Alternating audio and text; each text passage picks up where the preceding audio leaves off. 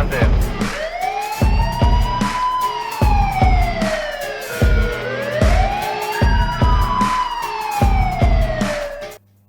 Seguro que si a muchos burgaleses os menciono la palabra castillo, es imposible que no os vayáis hasta este alto de la ciudad, a uno de los lugares posiblemente más emblemáticos, que de hecho así lo están intentando demostrar las distintas autoridades que tratan de explotar el entorno, y es que, cómo no, con este mirador donde se ofrecen vistas de toda la ciudad, las cafeterías que hacen que la subida hasta allí sea mucho más amigable, y eso que hay muchas veces que cuesta como vayamos un poquito cansados, y también el entorno que te invita a recorrerlo, a perderte por esos caminos entre los árboles, sobre todo si hace buen tiempo, y cómo no, el propio castillo en sí, uno de los atractivos principales que no solo consiguen llevar hasta este lugar a cientos de turistas a diario, sino que muchos burgaleses se quieren perder en sus encantos prácticamente todas las semanas a pesar de sabérselo de memoria. Un entorno increíble, un entorno idílico, como vengo diciendo, pero que seguro que a otros tantos que nos estéis viendo os resulta un poco familiar, y es que en los años 80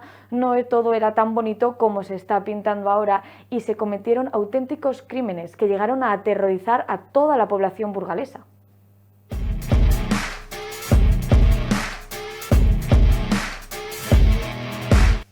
El nuevo caso que traemos a Canal 54 trata sobre esto mismo, sobre las atrocidades del castillo, y para poder hablar de ellos nos tenemos que remontar unos cuantos años atrás, a los años 80, más o menos, cuando los vecinos vivieron un auténtico calvario en cuestión de meses. Y es que el 14 de enero de 1981, en el entorno de la calle Corazza, se produjo el primer asesinato que consiguió quitarnos el sueño. Estamos hablando de María Gloria Brizuela Ortega, de 25 años y madre de un niño. Apareció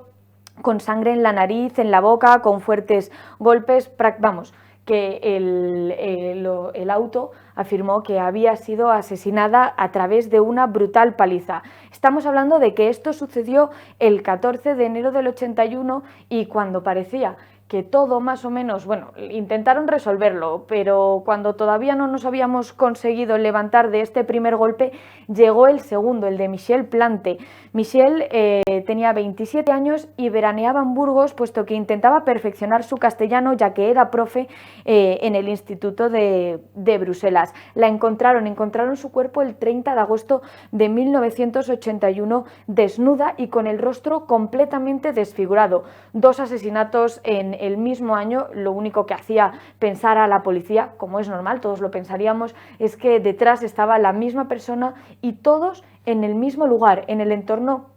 del castillo. A raíz de este segundo crimen, los investigadores pensaban que ambos casos podían deberse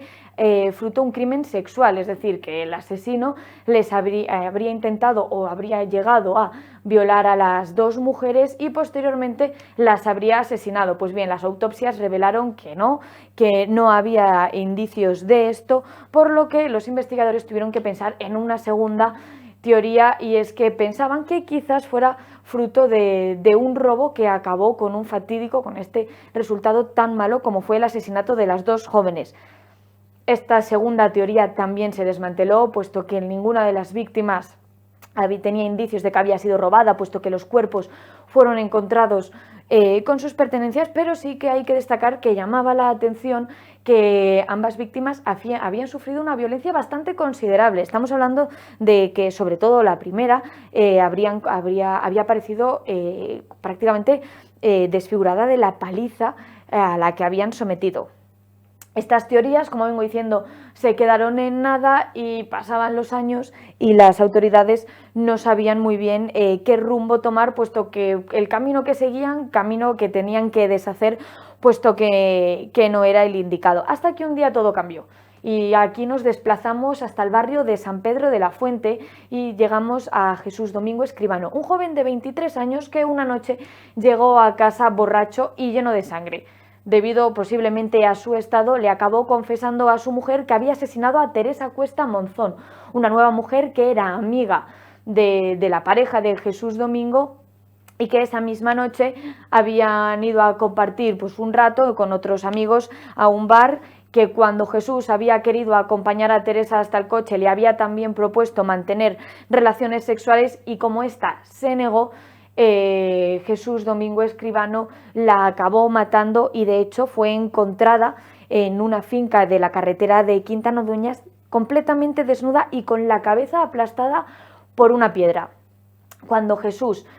confesó el crimen a su mujer, dijo que se iba a alistar al ejército y huyó de su casa.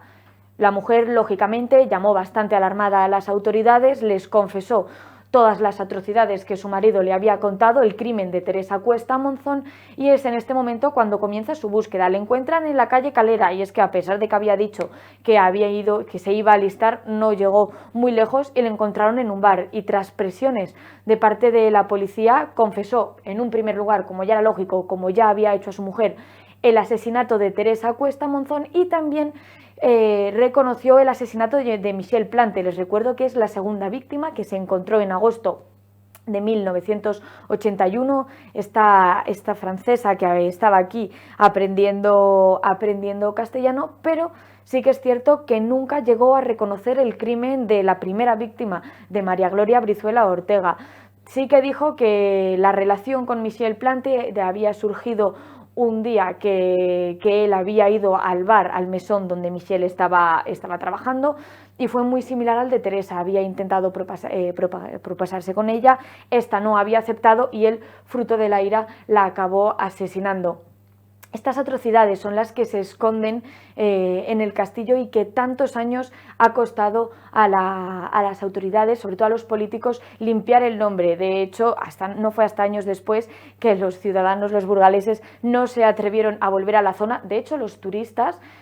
no subían, no la conocían, los propios guías ignoraban el castillo, puesto que no era una zona, ya estamos viendo, para nada segura, pero poco a poco se ha conseguido ir limpiando el nombre de esta zona y seguro que a más de uno les habrá costado imaginarse estas auténticas atrocidades que se cometieron aquí, en el castillo de Burgos.